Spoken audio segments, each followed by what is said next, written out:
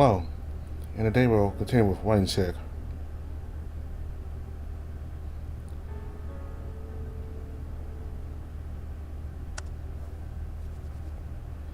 So there's a new side story. First case. While helping Dust out, Javier finds a memento from his first investigation.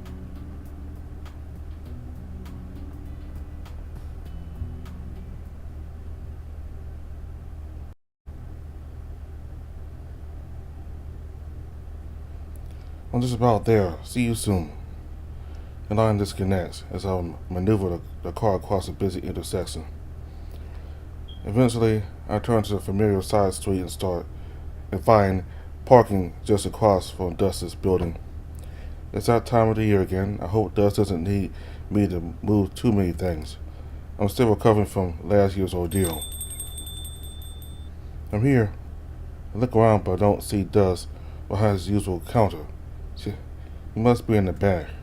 There's a bunch of boxes and items scattered across the cafe, haphazardly blocking my path. Hey Dust, where are you? I hear faint shuffling in the back, causing me to turn towards the sound. I'll be right there. I'm just organizing some stock at the back at the moment. Make yourself confident meanwhile. Yeah, okay. I carefully navigate through all the junk splayed out and hop onto my usual seat at a bar counter. I tap my paws on the counter, waiting for Dust to appear from the staff door and start his tax returns for the year. I have no idea why he insisted on cleaning up the same week we scheduled to do his taxes. What was this? There are a few faded photos scattered along the countertop that catch my eye. I reached over to examine them, realizing immediately that they were old photos of Dust's cafe when he had just purchased a lot. It's been more than a decade now. I flip through the rest of the piles and see one with Dust rolling me inside his cafe. What is this taking? I look so stupid this image. I'm tempted to pocket and burn this, but I won't. Hey, I see you found the photos. I was going to surprise you with them. Dust comes up from behind it and places a stack of boxes beside me. Well, you should have done a better job behind these. Fair. Need me to make you your regular? Sure. Dust turns to the machinery lined up against the wall and brews a cup of coffee for me as I continue to stare at the photo in my palm. Hey, Dust, do you remember when this photo was taken? That one? I'm not sure. Give me a second. I raise the photo trying to get Dust's attention as he grinds the beans in the machine. Should be around 2 years ago, along with everything else in the pile. They were all in a gray folder that was inside a cabinet in the back. Here. He walks over for my freshly brewed coffee and stares at the photo in my palm carefully. Oh, this photo. You really don't remember? Of course I remember. Give me a second to collect my thoughts. You forgot, haven't you? I stare at the steaming coffee in front of me, trying to buy time as I try desperately to recall the memory. I wouldn't say I forgot. It feels more like I'm trying to recall a repressed memory. Probably has something to do with how stupid I look in this photo. Why am I covered in a blanket and sneezing? Huh, you don't look bad. You look the same as you do now. Hey, you know what I mean. He takes a photo from my palm and studies it even more carefully. Oh, this photo. That security camera took this, remember? He points to a small camera mounted by the wall across from us. This was the day you introduced me to your work and of your coworker role. I concentrate harder on the coffee in front of me, staring at my murky reflection as it's still too hot to drink from. It's all slowly coming back to me.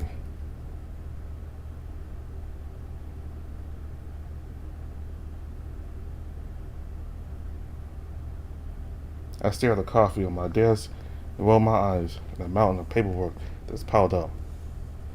Yeah, why aren't these all digitized? What year are we living in?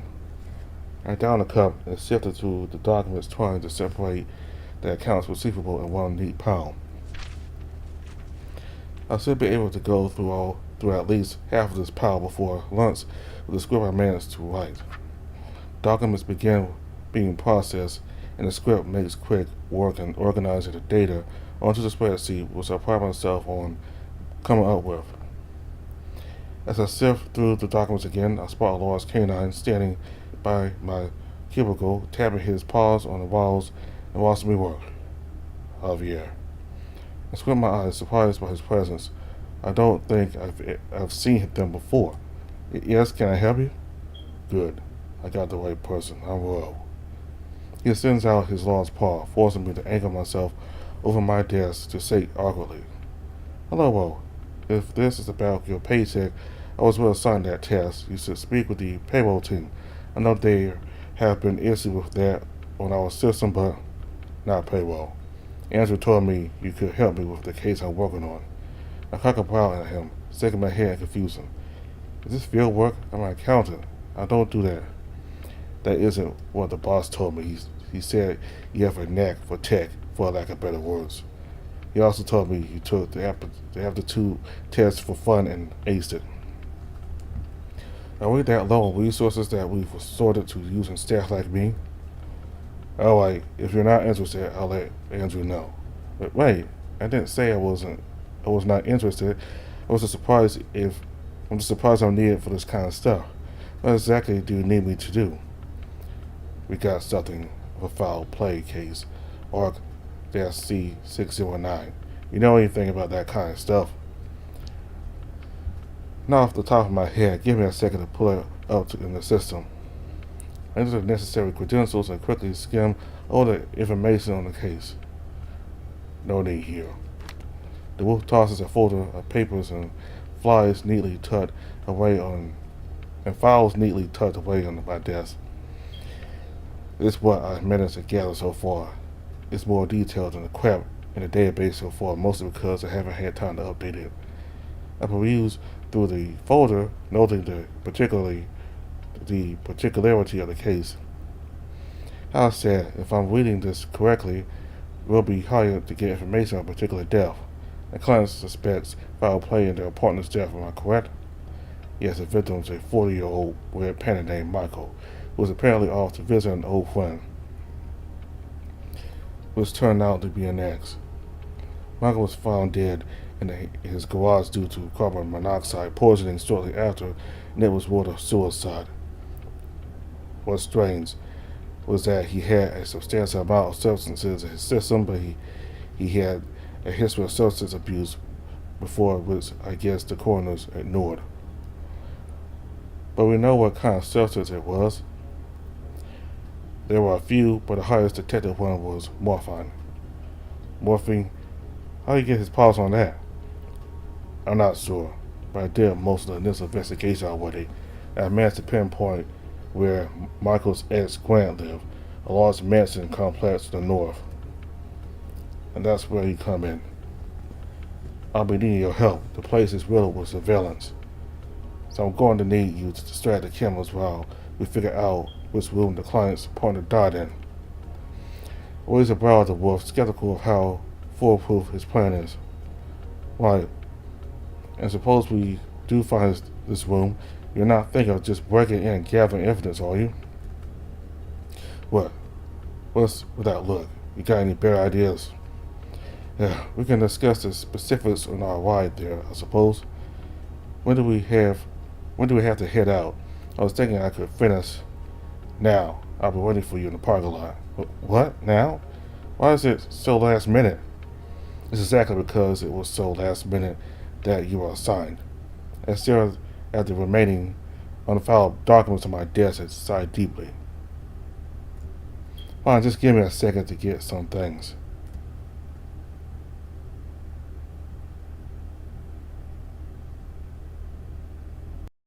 Every bump return makes me grip the seat tighter, anxiety clawing at my mind. Why did I agree to this? I cast an occasional glance over at the wolf, surprised at how he's able to fit himself in such a vehicle with his large size. It's been quiet since we left the office, with our only exchanges being brief and work-related. Hey, yes? How long have you been working at ARC? I don't think I've seen you around. Just a couple of months now. I see. It's been the same for me. Hi. You're awfully quiet. You nervous going on your first case? No, we're not. I'm thinking about the paperwork I need to finish when I get back. Also, will I be required to exert myself? Because I prefer not to if I have the choice. That depends on what you mean by exert. What I'm trying to say is that I think I should leave the laborious task to you since you seem to be more fitted for that. You got a medical condition or something. Something like that. Can you run at least? Yes, but not for too long. It's exhausting. The conversation naturally dies down and then an awkward silence returns. Not that I mind it. The drive continues before Rose decides to speak up again. So, how long have you been married? My face blushes from confusion as I glare at Rose's question. Excuse me? The ring of your paw. Oh, this. With a small silver ring on my white and fizzy with it. No, this is just something I made recently, or I guess bought, and then overwrote the hardware. Sorry, hacked it. I suppose you can say that. It's a smart ring, and I'm not married. A smart ring, huh? What exactly can it do? A lot, but I've yet to test mode of its features in a more applied setting. It uses a rapid understanding diagnostic yield framework, Ruby for short. I'm guessing some blueprints to transform this into a pair of glasses where I get the time. The wolf nods slowly, not taking his eyes off the road, but I can see some confusion forming on his face with what I just said. Anyway, what about you? Are you married? I quizzed at myself, but I realized I had returned the question out of courtesy without even thinking. No, I'm single. Haven't found the right guy. I see. My gaze returns to my pause as I sit quietly, taking the fact that my investigation partner is a homosexual. We can change the topic. I was going to ask earlier. How do you find this topic? How do you find this position at ARC? Because I know we don't advertise our listings online. Through a friend, I was told ARC needed more accountants. And what were you doing there before? If you don't mind me asking. Freelance work as a financial advisor. The pay was sporadic, so I wanted something more stable. Makes sense. Well, what about you? He chuckles back and gives me a wink, causing me to fluster. I'd rather not say. It wasn't anything important anyway. I decided to respect his boundaries and not press further.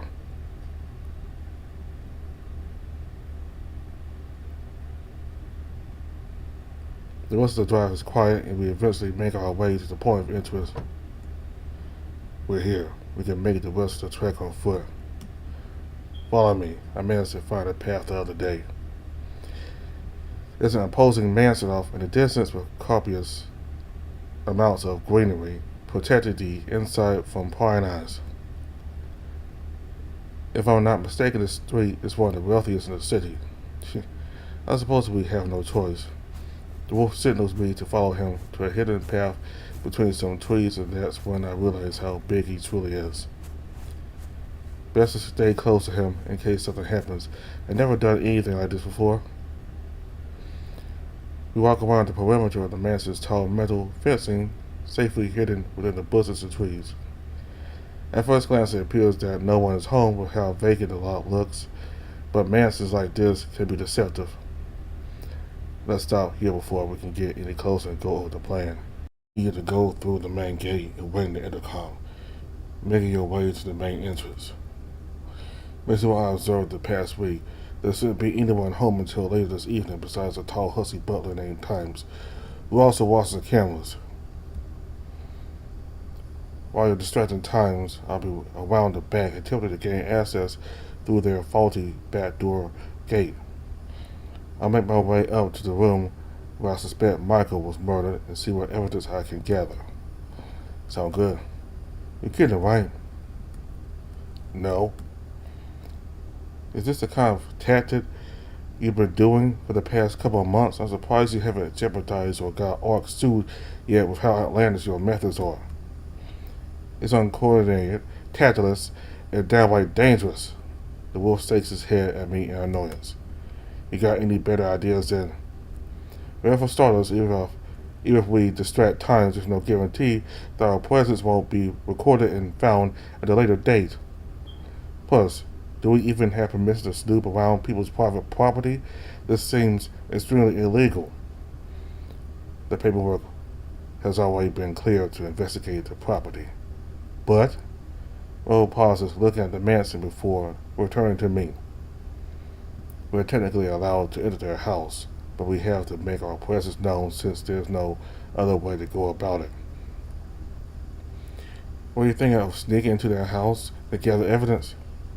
Have all your plans so far been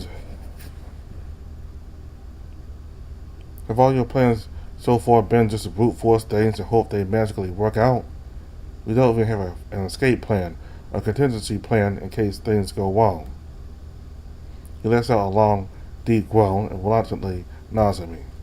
Save your X-ray. You clearly have something in mind. What is it? I suggest we swap roles. You should distract time to the door, and I'll be the one to search the room. With the escape, we can backtrack our steps. Just make sure I'm the first one out from the mansion before anything. What? You don't know the layout of this mansion at all. You'll get lost. I take out my bit flipper and flash my wing at Will, smirking. And what the hell is that? You some kind of spy or something? Just trust me on this, I'll be fine. Besides, may I remind you that you came to me for help? He strokes his beard before ultimately patting me on the shoulder. Fine, you better impress me then. Follow the gate until it diverges and take a left towards the back door.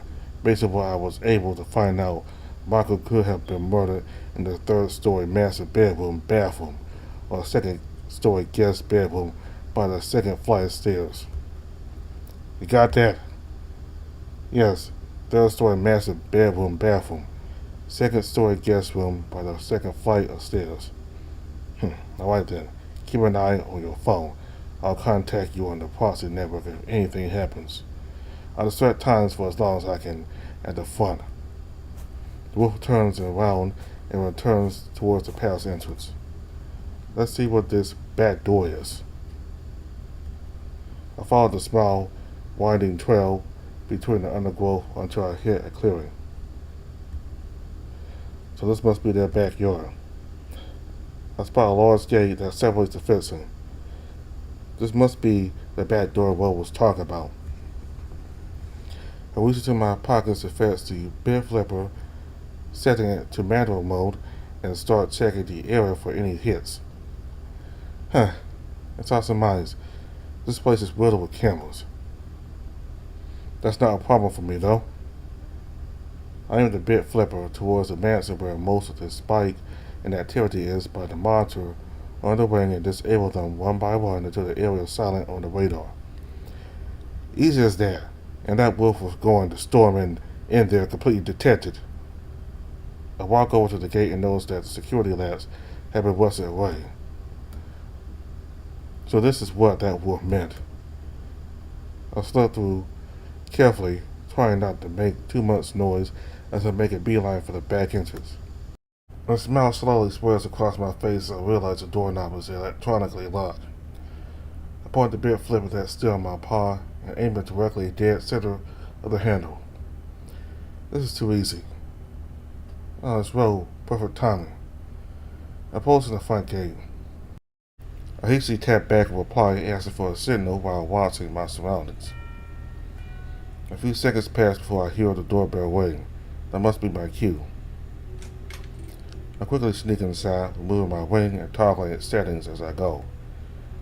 Following the long, winding hallway, I find a small staircase around the corner. This must be it. I scurry up the stairs and fiddle the wing. After a few taps, it starts blinking with various intensity as I aim it down the hallway, pointing it at the stairs. Okay, good. The high-energy ultrasounds are working. Ruby. Master Death.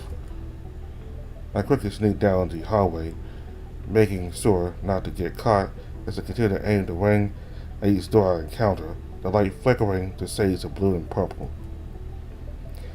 Just how big is this place? Most people, I swear. After exploring for what feels like minutes, the wing eventually lights up a bright red on the door at the end of the hallway.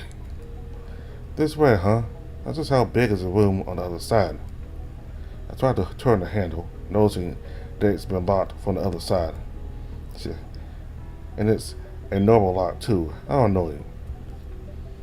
I went through my jacket and pulled out two small thin picks to slowly work the lock carefully, constantly looking behind me to make sure no one's behind me. And yeah, I still got it. Just as I thought, the guest room. I closed the door behind me and changed the setting of my ring again. I haven't tested this mode, but Woody, scan the room. I set the ring down. I set the ring down by a cabinet as it does the scan, leaving me time to look around the room. This is as big as my apartment. Carefully, I tread around the edge of the room, making sure not to leave any sign of my presence. The room looks clean, almost too clean. I squat down and look underneath the bed, expecting to discover something vital, but not surprisingly, there's nothing. I pace back to my ring, seeing a flashing screen that signals the scan is complete. Picking it up and pointing it at the headboard, the ring flashes even more. There must be something here. The vibrations continue to grow stronger as I walk over until I'm practically standing next to the bed. Nothing out of the ordinary. Besides some questionable stains by the headboard, I shook my head in disgust. It was a false alarm, so it must be in the upstairs bathroom after all. I sprint around to the door. Panic sets in as I see the handle start to turn and the door slowly open. My paws slip into my coat, ready to brandish out the small taser I always keep on myself. A large figure slowly enters the room, and a sigh escapes me when I realize it's Will. What the fuck are you doing here? You scared the fuck out of me. Me? You're lucky I didn't tase you just now. Tase? Where the fuck do you get a tase? Anyway, how's the search going? I'm surprised you were able to find this room. I flashed the ring and my pomegranate at the wolf in earnest. Of course, it's all thanks to my tech. The fuck? You're telling me that tiny thing helped you get in here?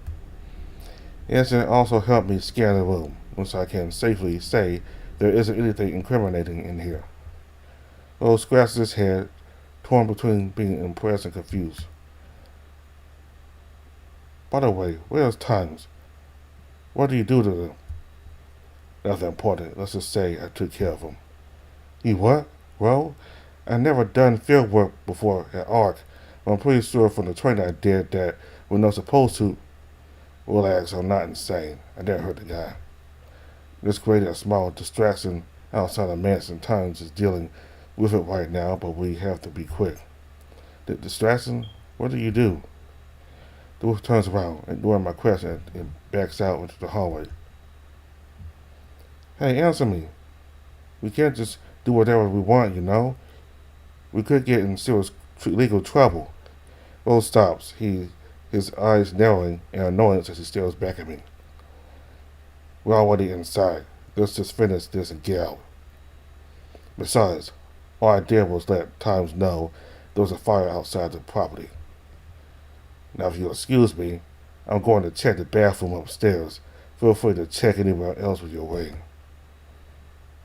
Wait, it'll be quick if I tag along with the ring.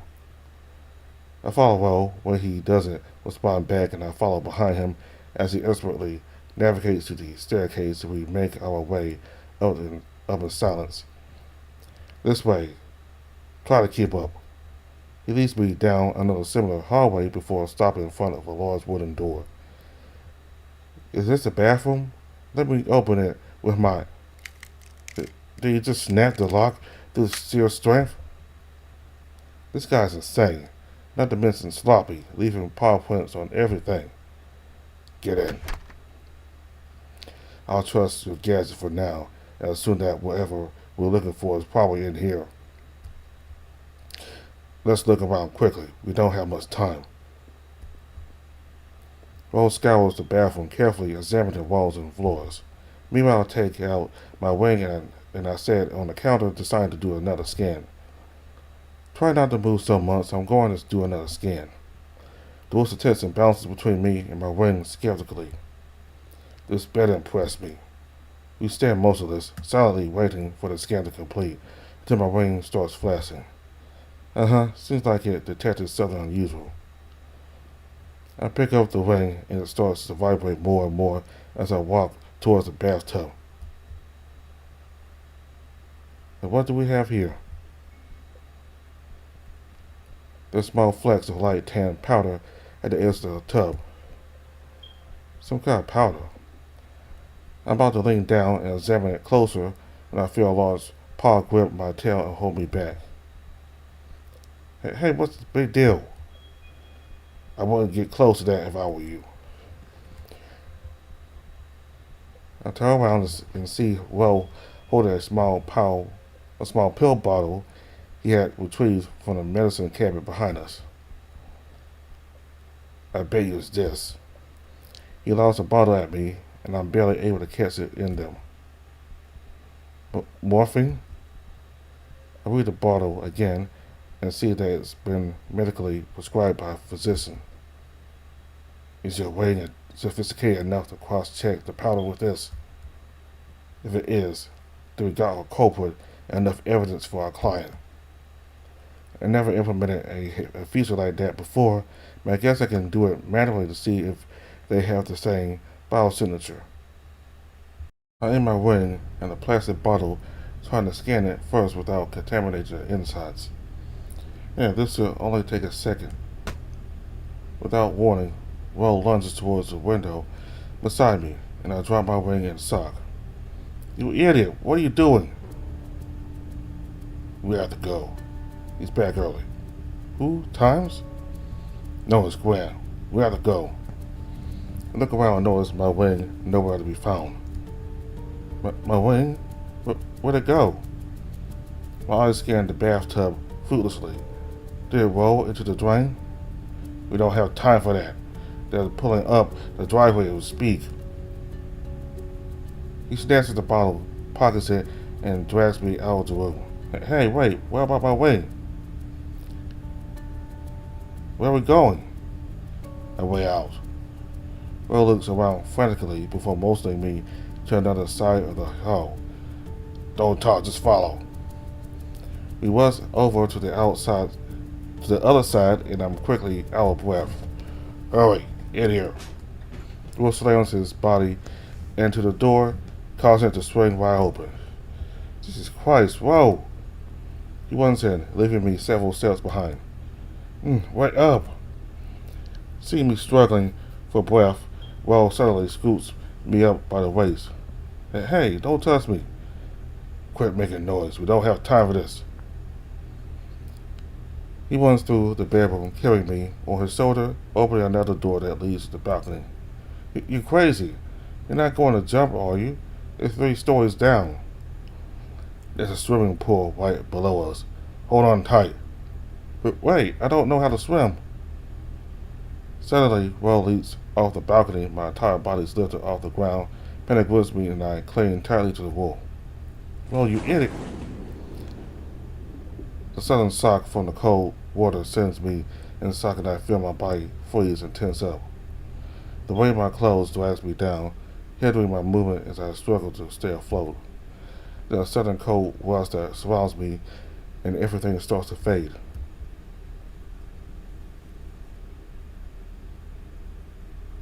Something heavy presses down on me intermittently. There it is again. What was I going to do? That's why we were escaping, and that's when we jumped into the pool. The heavy feeling returns again, but this time I'm able to open my eyes to see what it is. Everything is a blur at first. Suddenly, black and orange eyes come into focus inches from my face, pressed against mine. My eyes fly open in shock. Well, I try to shout, but end up coughing up water instead, my face heating up. Good, you're awake. Let's get the fuck out of here. Did you just, you were on top of me and CPR. I pulled you out of the water. I've never seen someone sink so fast in the water. We were only in for 5 seconds max. I, I told you, you brute. I can't swim, but you didn't listen. Not everyone's as big as you either. I'm barely able to stand in the shallow areas. Will ignores my remark, and only now do I realize we're 100 feet away from the mansion backed by the tree line. I struggled to get up, my clothes made heavy by the water soaked in it. I could barely move in this. I looked down at my clothes and remembered the phone in my pocket. My stuff was ruined. Whoa, you're going to pay for this. I tried to rummage out my phone, but stopped when I noticed that my palms were bloody. What?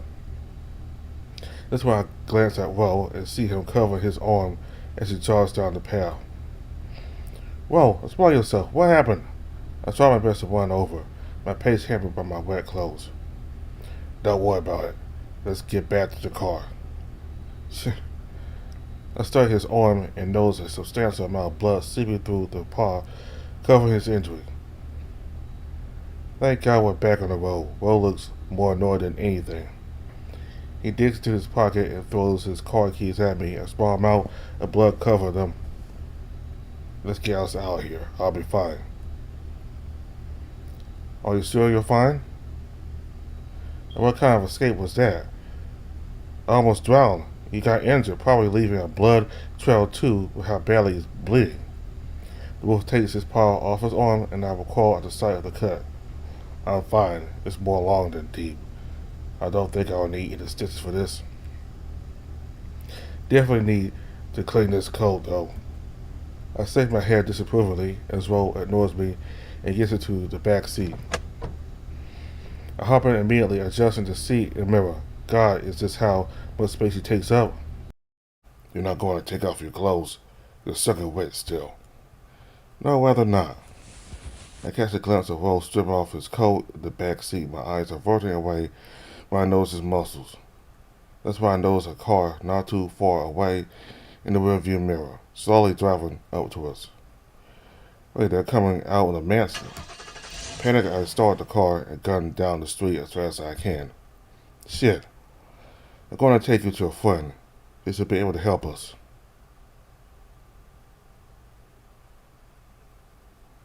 The drive takes longer than I'd like, with last-minute detours to lose the car following us. We're here. It's a building to our left. Let's just hope he's here. The wolf called him, but someone decided to flood all my electronics. Ha! You're welcome for saving my life. I glare at Ro, and the rest of the walk is shrouded in tense silence. So a coffee shop, huh? Can't say I've been to this part of town before. Yes, they run a coffee shop. I stare back at Ro's arm, shaking my head at the wound. How's her arm doing? Better. It'll stop bleeding. He pulls up his sleeve and I recoil away, cringing at the sight of the dry blood and stain across his forearm arm. Don't say me that. It's repulsive. Follow me. Let me introduce you to my friend. Smells like dark rose. I like this place already.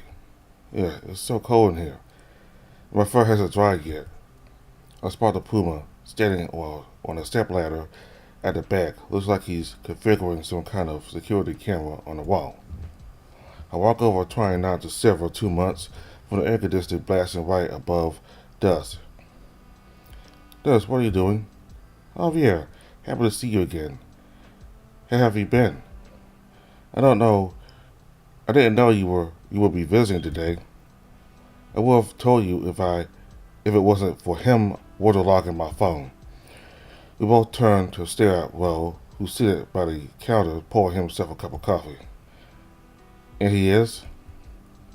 Well, I was assigned to do field work with him earlier. I started stammering over my words, feeling my wet clothes slowly draining the heat from me. And what happened here? You're completely wet and shivering. Let me get you a towel. Thank you.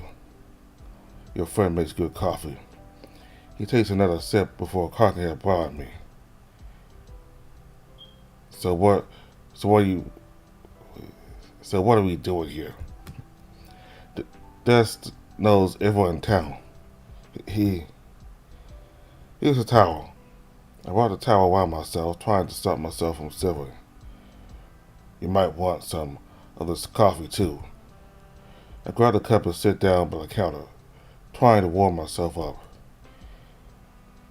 You must be well. I'm Dust. Pleasure. How do you like the coffee? It's not bad. Brewed just the way I like it. They shake hands before staring back at me. So Dust, Javier says you're able to help us out. That depends what seems to be the issue. Where to begin? The two started discussing the events that had transpired. The assignment, the Manson, the pool incident. I see, I might have just the thing one moment. Dust goes to the back, bring out his small record-keeping book. What's this? I like to note down everything that happens in the city, keep track of things for my own sake. Interesting. He flips through the pages and passes it over to Ro. You should read that. I think it might be important. Jesus, this is some detailed notes on times. Yes, when I heard that you mentioned a tall, husky butler, I knew it had to be them.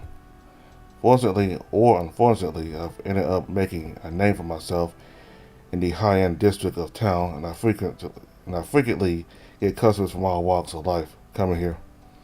According to your notes, Times has spoken to you sometime last month about Grant's morphine purchase. Yes, we often exchange small talk, and he sometimes purchases coffee beans for me. He had mentioned about delivering Grant to the hospital and that he was prescribed medication for his fracture. The dates check out. I only started monitoring Grant last week, and I did notice a particular limp. The wolf takes out the bottle of morphine from his pocket and tosses it to Dust. This would be it. We still don't know if it's morphine in the bottle, but based on the label, it pretty much is. You mentioned that this was found in Michael's system? Yeah, but medics ignored it for an overdose coupled with the carbon monoxide poisoning suicide in his garage. That is tragic. You know, we could use someone like you at ARC. What do you think about joining? No, I would need to politely decline. Javier's had brought this up to me before as well, but like I said, running a coffee shop like this has always been my dream. How about working on the side with us? We have connections that might prove useful for a lot of these cases like you just saw. I'll think about it. The wolf studies the book some more before sliding it back to Dust. Send us a copy of that page. I think it's more than enough proof to tie Michael's murder to Grant. Will do. Glad to have been a help, and oh dear, what happened to your sleeve? Caught my arms against the barbed fence trying to escape. Well, that's not good. Of course it's not good. I cannot believe how reckless and brass your plans are. You're going to get yourself killed at some point running around, leaving tracks and disregarding safety. I try to control my stammering, but my body is absolutely freezing at the moment. Achoo. Yeah. That's Javier for you. Pay him no mind. He's like that to everyone, even me. Let me get you some alcohol and a cloth for that scratch, though. Noted. Although he has a point. Maybe I should learn to be more like you, Javier. You think? I can't believe I almost drowned because of you. My mind flashes back to the CPR role performed on me, and I feel my face blush. But I guess everything worked out in the end. You don't think Grant's going to call the police on us if he finds out? No. We have some form of immunity from the search warrant we got. Let's just exclude the part where we jumped into their pool. Good thing I disabled the cameras back there. Perfect. Well then, case closed, though all thanks to you, Dust. The wolf pats my shoulder, groaning as I'm too cold to retort to the unwanted physical contact. You too, Javier. I'm impressed. Maybe you should do field work more often. I think we make a good team. Roll my eyes at the wolf, trying not to become flustered. I'll think about it. The wolf shakes his paw a couple of times, wiping it on his leg. You know, your clothes are still damp. I'd take them off if I were you. It's not helping your chills. I'm not cold. Achoo. Right. I can feel my face blush as well and dust tower over me. Both of them exchanging glances and staring me down. Javier's not comfortable with his body. He's always like this ever since he was a kid. Don't worry about it. It's almost kind of cute. Hey, it's not cute. I see. So you guys been long time friends or something? Yeah, since childhood. We grew up on the same street back in Mexico and eventually moved here together. Not like I had a choice. Just kept bothering me every week, asking me to fix his stuff. He always offered to help even after we moved. I always appreciate the extra help with it. I cover up my face with the towel as I feel it redder than blush. So the fox has a soft side too. Would never guess. But what do you mean by that? Achoo. The two men chuckle at me while I try my best to look unfazed. You're getting used to it. Hope he wasn't too much. Too much? Honestly, he did a lot of the heavy lifting. I was surprised. Never seen gashes like this before. I look away, trying my best to hide my smile underneath the towel. That's Javier for you.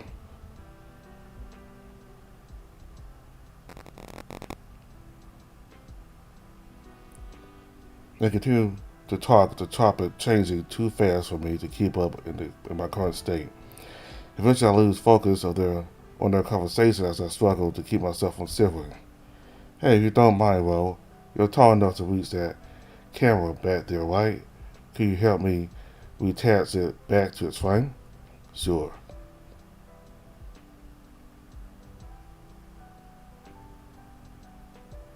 This one. That's the one. Wow, look at you. You're so tall you don't even need the step ladder. Achoo. There, it's back on. Oh, the light just turned blue. I think you accidentally pressed the manual photo mode in the process. Why is that a thing? Don't ask me, that's Javier. He's a tech guy. Security feature.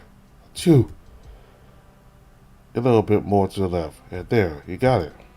Achoo. Christ, take off your goddamn clothes. You're going to get sick. No, I'm fine. Achoo. Achoo. Achoo. Okay, you win. I'll take off my shirt.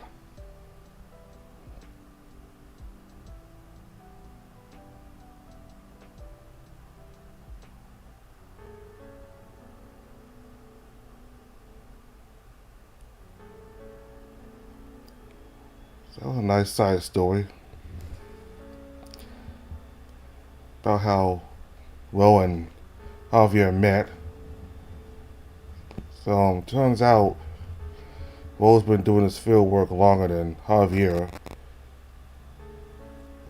For a while now, I thought it was Javier who was doing the field work longer, and Ro was like the one with less experience, but it turns out it was Ro who was more experienced in the field work.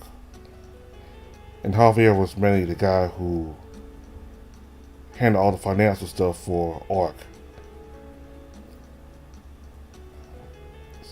And apparently Ro's been in ARC longer than Javier, so apparently he's the more experienced there of the two. So both Dust and Javier have known each other since they were kids. So that explains how close they are. Their close relationship. They they know each other since they were kids, and Dust would ask Javier to help him with his stuff, his all the machines he used. He would ask Javier for his help. Well, Dust, his sprite got a remake.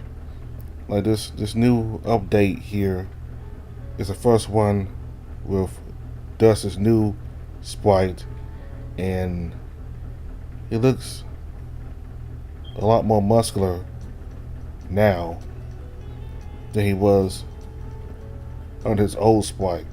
So a lot of sprites are being redone right now, and I think in the next builds coming up, there'll be more characters with new sprites. So, well, not new, but like with sprites redone, like new sprites of them, and they'll probably look more muscular also. So, I like this new sprite of Dust. I like it a lot.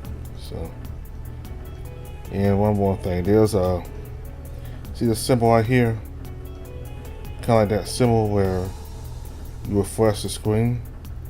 If you press this,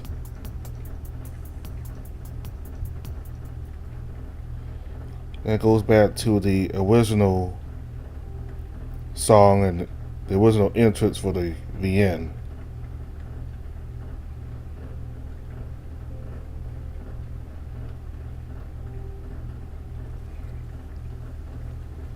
So I think I'll leave it with this, and in the next video, when the next update comes out, you'll see the new one again. But for now, I'm just gonna leave with this old one because I actually like the old one, and the music.